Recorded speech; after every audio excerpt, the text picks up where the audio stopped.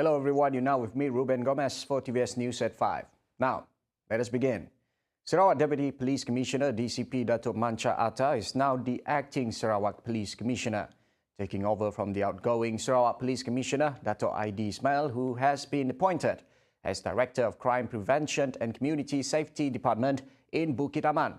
The handing over of duty ceremony between ID and Mancha was held at Sarawak Police Contingent Headquarters, witnessed by Bukit Aman's Director of the Department of Integrity and Standard Compliance, Datuk Azri Ahmad.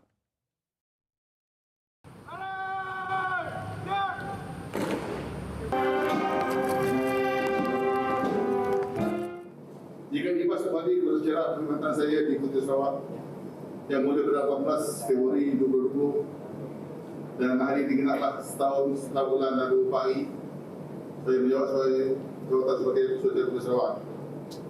Walau tempoh ini agak singkat bagi saya, namun banyak pengalaman manis maupun pahit yang saya lalui sepanjang tempoh bersama-sama tuan-tuan dan perempuan yang berkanan dan anggota serta kategori awam di Kota Sarawak ini.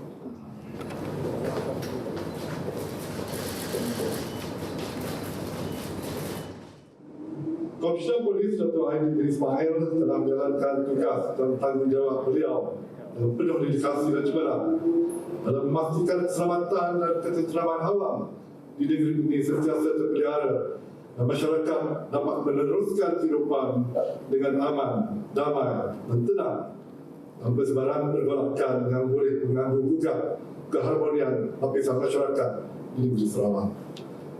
Also held at the ceremony was the handover of the position of the Police Family Association Sarawak Contingent Chairman between Datin Raja Asaudat Raja Muda to Datin Janita William as the acting chairman. Authorities have intensified the search operation to locate the 2 missing crew members of a cargo vessel that capsized in Muara Sedang, Tanjung Manis on Wednesday. The victims identified as Rosman Bakar, 52, and another crew member whose identity has yet to be known.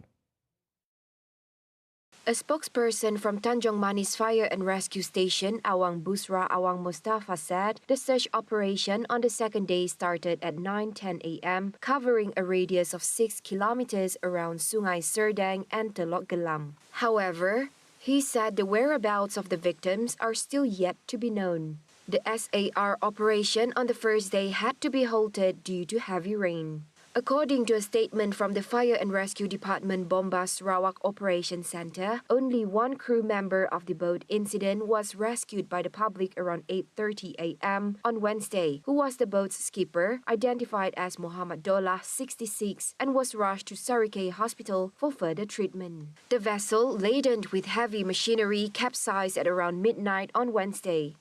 So far, the cause of the incident has yet to be ascertained, and the case is still under investigation. Police have busted a syndicate selling illegal 4-digit lottery tickets under the guise of operating at a canteen along Jalan Nangka Wak, Pakan. Further investigation also found that the premises was able to make an average profit of RM250 per day. Julau District Police Chief Deputy Superintendent Andam Sulin said the operator of the premises had also organized illegal online gambling activities apart from the illegal lotteries. The police also seized various items, namely a mobile phone, a mobile printing machine, a piece of paper printed with lottery numbers, and RM175 cash. The 43-year-old male suspect is being arrested and items seized under Section 4, Bracket 1, Bracket C of the Common Gaming Houses Act 1953. The case is also being investigated under Section 4, Bracket A of the same Act. Now, Longi Kuching will become the largest producer of solar ingots, wafers and cells in Malaysia as the expansion of its facilities at Samajaya in third quarter 2022 has completed. Longi has chosen Sarawak for its new investment plan valued at RM1.789 billion to expand its manufacturing facilities, which will provide 1,730 employment opportunities in the state. These high-income manufacturing activities are in line with Sarawak's post-COVID-19 development strategy PCDS 2030 that aims to achieve a high-income economy. Meanwhile, Deputy Chief Minister for International Trade, Industry and Investment, Dato' Amar Awang Tengah Ali Hassan, expressed his appreciation to LONGI in choosing Sarawak over Vietnam. For its ambitious expansion plan, this reflects their full confidence in the state's leadership. Awang Tengah also gave assurance that the state government would give its full support to ensure the successful implementation of the new investment. LONGI Kuching started its operation in 2016 and invested 2.1 billion ringgit in Sarawak.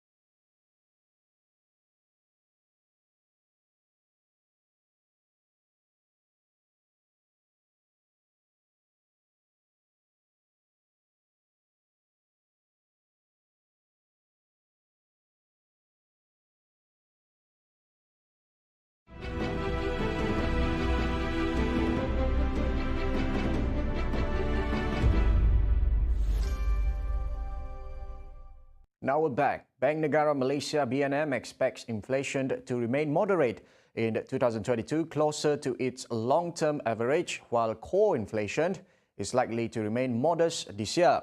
The central bank would remain vigilant on the ongoing developments in demand and cost pressures and would continue to actively engage with industry players to examine price dynamics closely as economic conditions improve.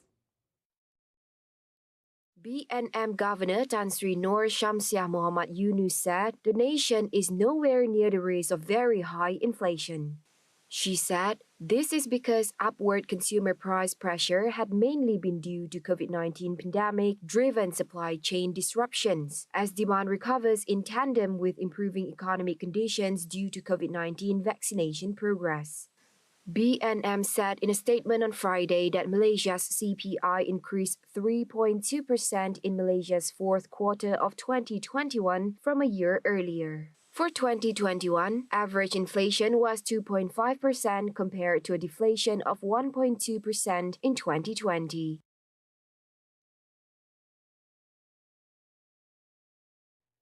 It's been almost 2 years since Malaysia has shut its borders to international visitors. With Tuesday's announcement by the National Recovery Council (NRC) of fully opening the country's border by March, much respite was heard throughout the land, especially from the tourism sector. In Batang Air, for instance, the news is set to revive the economic industry of the local community involved in ecotourism, where much of the activity is dependent on foreign travellers. Located about 3.5 hours drive from capital city Kuching lies Nangga Sumpa, a remote village that is part of the Batang Air National Park. To reach the longhouse, you have to take a longboat upriver, which will take approximately 1 hour.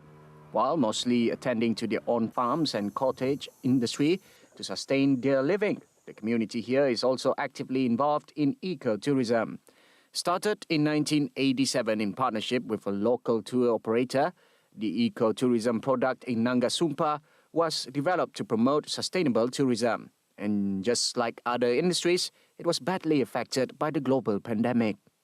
Kami di rumah Panyai itu leban udah lama dia menua tu utai bukai itu tadinya bedau bisi data ya kami tentang ya ke benar tadi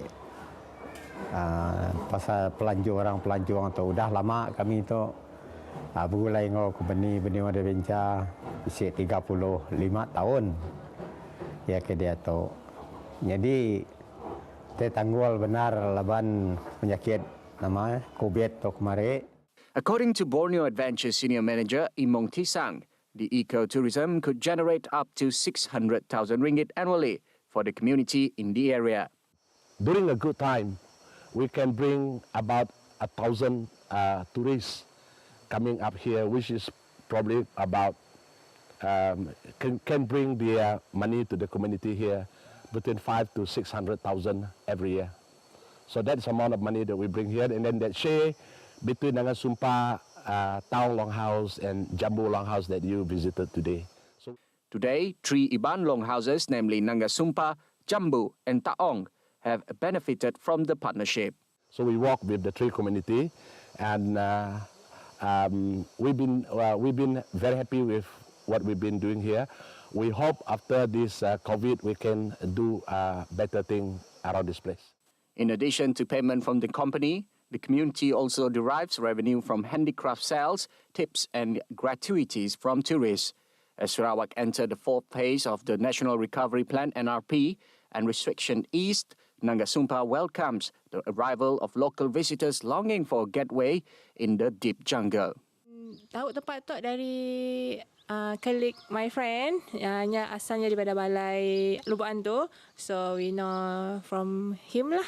Pasal tengok YouTube, dari YouTube tengok ada air terjun, ada boleh trekking, so we love activity macam ya. So okay, why not, kita dah boleh merentas bahagian, kita try to discover more about Sarawak, more about Borneo kan. So ada Sigit Waterfall yang boleh diagak, nang mesti boleh diagak sebab ya mungkin attraction yang menarik lah di situ. For the first time, visitor Nur Fatihah Azalam says the opportunity is used to discover more about the beauty of Sarawak. Ni first time saya ke rumah panjang dekat Nangasumpa. Jadi menarik sebab rumah tu dah dengar kata dah pernah terbakar dan tu rumah yang barulah. Dah agak unik lah sebab saya orang Semenanjung memang orang kata rumah panjang memang ada ke atau tak ada kalau kat Terengganu memang tak ada lah sebab saya orang Terengganu kan. Jadi dekat Sarawak ni kita boleh nampak lah rumah panjang Ibang mungkin berbeza, rumah panjang kaum Kelabit ke berbeza. Well, that concludes TVS News at 5. I'm Ruben Gomez. Anytime, anywhere.